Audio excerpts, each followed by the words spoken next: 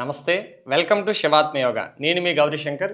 ఈ వీడియోలో మనం యోగా చేయడానికి పాటించాల్సిన నియమాలు, అదేవిధంగా యోగా చేస్తున్నప్పుడు తీసుకోవాల్సిన జాగ్రత్తల గురించి తెలుసుకుందాం. ముఖ్యంగా యోగా అనేది మార్నింగ్ టైం యోగా చేయడం చాలా ప్రిఫరబుల్ టైం. లేదా అవకాశం లేనివారు సూర్యాస్తమయానికి ముందు సాయంత్రం సమయంలో యోగా చేసుకోవచ్చు. యోగా చేయడానికి చాలా ప్రశాంతమైన ప్రదేశాన్ని ఎంచుకోవాలి. అదేవిధంగా గాలి వెలుతురు తగిలేలా చూసుకోవాలి. మనం వేసుకునే క్లాత్స్ అనేవి చాలా వదులుగా లూజుగా ఉండేటట్టుగా చూసుకోవాలి. అదేవిధంగా కింద మ్యాట్ కానీ లేదా బెడ్షీట్ వేసుకొని యోగా చేయొచ్చు. యోగా అనేది ఎంప్టీ స్టమక్తో చేయడం చాలా ఉత్తమం. భోజనం చేసిన తర్వాత 3 నుంచి 4 గంటల సమయం తీసుకోవడం చాలా అవసరం. అదేవిధంగా ఏవైనా లిక్విడ్స్ తీసుకుంటే కనీసం 30 మినిట్స్ గ్యాప్ ఉంటే చాలా మంచిది. కోపం, టెన్షన్ ఉన్నప్పుడు వెంటనే యోగా ప్రారంభించొద్దు. యోగా చేయడానికి మన బాడీని రెడీ చేసుకోవాలి. దీర్ఘ శ్వాస తీసుకొని ఆ శ్వాసను గమనిస్తూ తర్వాత మనసు ప్రశాంతత అయిన తర్వాత యోగాను ప్రారంభించడం చాలా ఉత్తమం. ఇప్పుడు యోగా చేస్తున్నప్పుడు తీసుకోవాల్సిన జాగ్రత్తల గురించి తెలుసుకుందాం. ఎవరికైనా ఏవైనా ఆరోగ్య సమస్యలు ఉన్నప్పుడు డాక్టర్ సలహా తీసుకొని యోగాను ప్రారంభించడం చాలా మంచిది.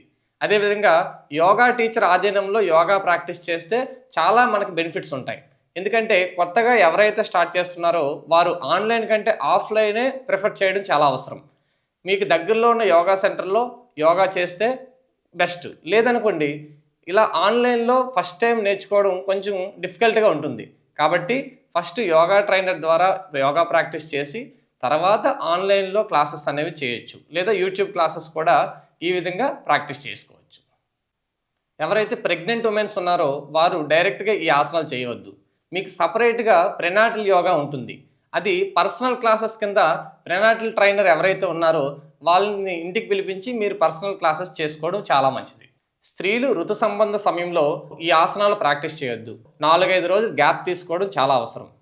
వారు ఆ సమయంలో కొన్ని ప్రాణాయామాలు, కొన్ని స్ట్రెచెస్ చేసుకోవచ్చు. అవి ఎలా చేయాలో ఇంకో వీడియోలో నేను చెప్పడం జరుగుతుంది. ఆ వీడియోని ప్రాక్టీస్ చేయొచ్చు. ఆసనాలు చేస్తున్నప్పుడు శరీరాన్ని బలవంతంగా వంచొద్దు. మన బాడీ ఎంతవరకు సపోర్ట్ చేస్తుందో అంతవరకే చేయాలి.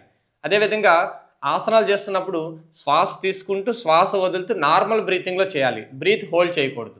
సో యోగా అనేది శరీరానికి ఆరోగ్యం, మనసుకి ప్రశాంతత, ఆత్మకి ఆనందాన్ని ఇచ్చే ఒక దివ్య ఔషధం. నియమంతో, జాగ్రత్తతో ప్రతిరోజు యోగా చేస్తే మన జీవితాన్ని మనమే మార్చుకోగలం. సో నెక్స్ట్ వీడియోలో మళ్ళీ కలుద్దాం. Thank you.